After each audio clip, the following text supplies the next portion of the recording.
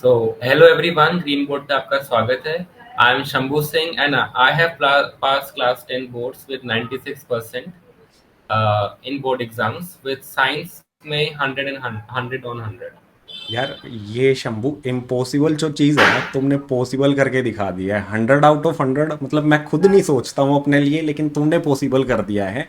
बहुत सारे स्टूडेंट, मैं कहता हूँ थैंक यू लाखों सर। स्टूडेंट ने ये सपना देखा होगा, लेकिन पूरा तुमने करके दिखा दिया है। तो सबसे पहले घर वालों का क्या रिएक्शन है? रिजल्ट आने से पहले तो टेंशन में होते हैं कि भाई क्या आएगा रिजल्ट, या आप भी टेंशन में होगे। अब क्या रिएक्शन है घर वालों का? Sir everyone is very happy. Science में हम वी डिड नॉट थिंक कि 100 आ जाएगा। वी वर एक्सपेक्टिंग कि 98 या 99, but 100 is just out of box for us and so everyone is very happy, very elated. Okay, तो एक हर एक बच्चा जो भी क्लास 10th में, अभी जो 9th से 10th में मूव किया है ना, वो हर एक स्टूडेंट ये पूछता है कि सर हमें 95 लेके आने हैं। बहुत सारे स्टूडेंट होते हैं, बुक लेके आ जाते हैं मार्केट से, और वो कुछ दिन तो जोश जोश में पढ़ते हैं, जैसे मेरे पास भी बहुत सारी बुक्स रखी हैं। फिर कुछ दिन बाद वो उन बुक्स को इग्नोर कर देते हैं। आपने कौन कौन सी बुक्स फॉलो की, मतलब स्टार्टिंग से लेके अब तक क्या क्या पैटर्न आके, स्टार्टिंग में जैसे एनसीईआरटी होता है, उसके बाद का क्या, उसके बाद क्या क्या, जब एग्जाम पास आ गई तो तब क्या क्या मतलब रहा, कौन कौन सा स्टडी मटेरियल यूज किया, ये जानना चाहता तो स्टार्टिंग में मैंने एडुकार्ड बुक्स खरीदी थी एंड सच कहूँ तो मैंने पूरी बहुत सी बुक खरीदी थी, but I have not literally use them as much, क्योंकि वो इतनी पहले तो इतनी बड़ी थी तो मैंने उसको शुरुआत में नेग्लेक्ट ही किया। पहले मैंने एनसीईआरटी से शुरू किया था। हूँ। सारे chapters first NCERT, pre board में भी एनसीईआरटी। लेकिन जब जैसे बोर्ड जैसे सेकंड प्री बोर्ड होने के बाद आई यूज ओसवाल बुक्स, उसमें मैथ्स का sample papers and all for complementary practice. And after that NCERT तो 3-4 बार मैंने सॉल्व की थी for maths exercises and all. Okay, तो साइंस के लिए मतलब क्या स्टडी मटेरियल, खुद के नोट्स बनाना एनसीईआरटी से, या कोई अदर बुक जो यूज़ की हो आपने? स्पेसिफिक साइंस की बात करूँ तो मैं। सर साइंस में खुद के नोट्स तो एज स्पेसिफिक नहीं, लेकिन एनसीईआरटी रीडिंग करना, और जैसे एनसीईआरटी में कुछ कुछ चीज़ें आधी अधूरी लिखी होती हैं, सो उससे मैंने नेट पे सर्च करता था, फिर उसके बारे में मतलब जो एडिशनल इन्फॉर्मेशन है जो हम बोर्ड्स में लिख सकते हैं जिससे ज़्यादा मार्क्स मिलते हैं, तो वो मैं बुक के साइड में जो जगह होती है वहाँ पर लिख लेता था। So that help me a lot in boards. Sir उसके बाद मैंने ओसवाल बुक्स भी यूज़ की थी for sample papers. I solve 5 to 6 sample papers there, और बोर्ड के पहले भी बहुत से सैम्पल पेपर्स मैंने सॉल्व किए थे, तो that help me a lot also. अब 10th के बाद क्या क्या फ्यूचर देखते हो अपना, क्या बनना चाहते हो, क्या एम है, क्या उद्देश्य है? सर 10th के बाद specifically I had a lot of interest in biology from the start. So 8th में भी 8th से ही I love biology. So clear एम है कि पीसीबी लेना है। I want to be a doctor, that's it. Okay. अभी एक होता है, मतलब दो तरह के स्टूडेंट देखते हैं हम ऑनलाइन में, दो तरह के स्टूडेंट देखते हैं। एक वो स्टूडेंट होते हैं कि लास्ट के यार 2-3 महीने पढ़ लेंगे और निकाल लेंगे, हम 90 लेके आ जाएंगे। ऐसे बहुत सारे स्टूडेंट अब देख रहे हैं हम कि लास्ट में वो बोलते हैं कि हम लास्ट में पढ़ के निकाल लेंगे। आपकी क्या स्ट्रेटेजी रही, आपने कि लास्ट में ही ज़्यादातर चीज़ें कवर की, या स्टार्टिंग डे 1 से पढ़ाई की? Sir to be very frank, day one से पढ़ाई तो कर रहे हैं, लेकिन एक रेगुलर शेड्यूल नहीं हो पाता है, कभी कभी मिस हो सकता है। So do not get disappointed upon that thing कि हम मिस कर दे रहे हैं। We have to be consistent, but it is also true कि सभी कभी कभी कभी पढ़ने का मन नहीं करता, that is also true. But we do not have to give a great gap between our study sessions. जैसे एक दिन के बाद अगर एक दिन मिस भी हो रहा है तो अगले दिन उसको कवर करना बहुत जरूरी है। एंड स्कूल में जो पढ़ाया जा रहा है उसको रिवाइज भी करना चाहिए।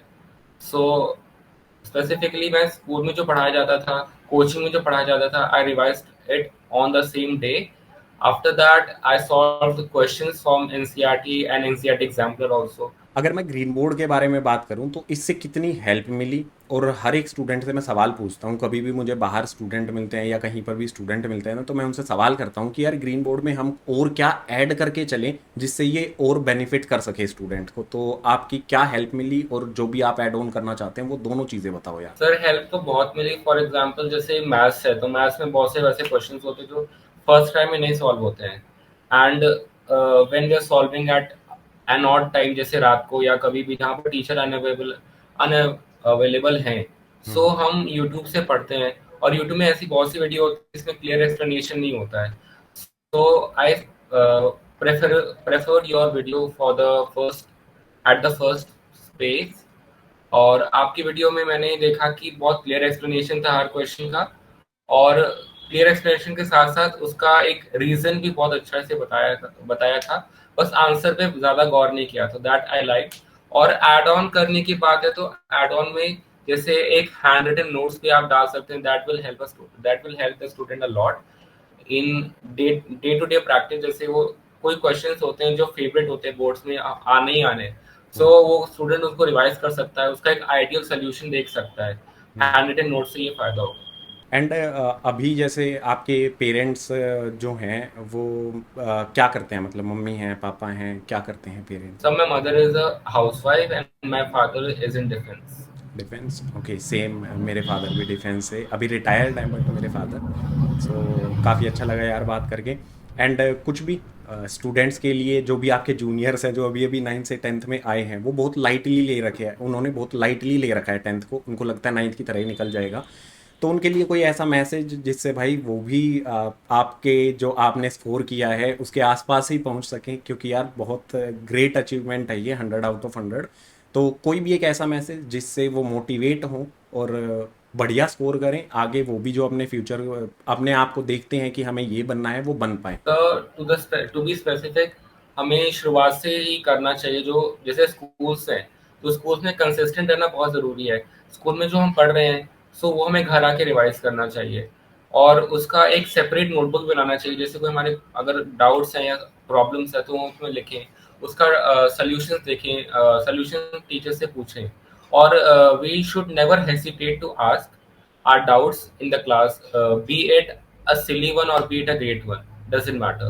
हम्म। उसके बाद जैसे हम शुरुआत में बहुत सी बुक्स ले लेते हैं, that is the mistake I did in starting of class 10। बहुत सी मैंने बुक्स ली, but to be specific it was of not the that use, ज्यादा यूज की नहीं थी, but it help me a lot. हमें जो बुक्स लेनी चाहिए वो लास्ट में लेनी चाहिए, जब हम श्योर हो जाएं कि हमारा एनसीईआरटी कंप्लीट हो चुका है। Otherwise we would get flustered कि इतनी सारी बुक्स कैसे होगी।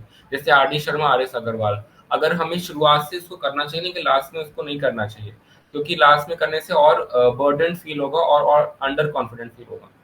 तो that what I did. And जब भी अगर हम नहीं पढ़ रहे हैं या कुछ भी ऐसा है, so we should definitely think of the day when we will get our result, and if it is good, then we will make our parents proud about that। So that is one thing I should say to every junior of mine। तो 11th class में या फिर 12th class में आप इसके साथ साथ NEET को भी लेके चलोगे, नीट की प्रिपरेशन भी करोगे, तो Yes। वहाँ पर जो कंपटीशन है अब वो और टफ हो जाता है। तो कोई ऐसा शेड्यूल रखोगे अपने लिए कि यार अब 11th और 12th में मुझे एक प्रॉपर शेड्यूल फॉलो करना पड़ेगा? क्या प्लान क्या किया है तुमने 11th एंड 12th के लिए? सर 11th का तो आई हैव ऑलरेडी स्टार्टेड, घर पे भी और कोचिंग में भी। जैसे so PCB schedule is the thing कि जैसे मैं जो भी पढ़ता हूँ कोचिंग में या कहीं भी, so I revise it in the morning, that help me a lot. रात को पढ़ने से it specifically it doesn't help the student that much, कि वो अगर दिन में ज़्यादा पढ़ेगा तो उसको ज़्यादा हेल्प होगा सुबह सुबह। So that is what I do. मैं जो भी रिवाइज करना होता है मैं सुबह करता हूँ, क्योंकि सुबह हमारी मेमोरी कैपेबिलिटी ज़्यादा होती है चीज़ों को ग्रास्प करने की। उसके बाद I practice questions in physics, because I heard physics का पेपर बहुत टफ आया था, नीट का भी एंड बोर्ड्स का भी। तो that is a scary thing I have in my mind about physics. So I just do, I'm not getting involved so much right now because it's the start, but I'm being consistent with my studies। Means consistency is the key to success. Yes, sir।